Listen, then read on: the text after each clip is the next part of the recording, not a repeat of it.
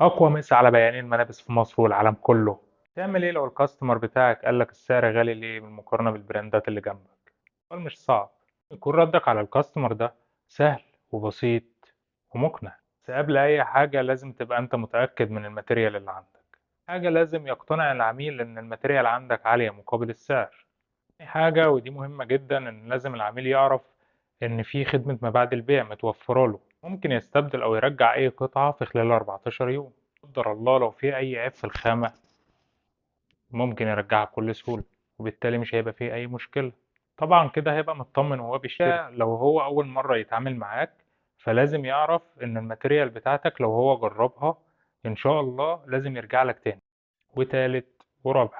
بقى لو هو عميل دايم في المكان فهتقول له حضرتك جربت الماتيريال بتاعنا قبل كده والحمد لله مفيش أي شكوى. انتوا بقى جربوا وقولوا لي ايه النتيجة في الكومنتات.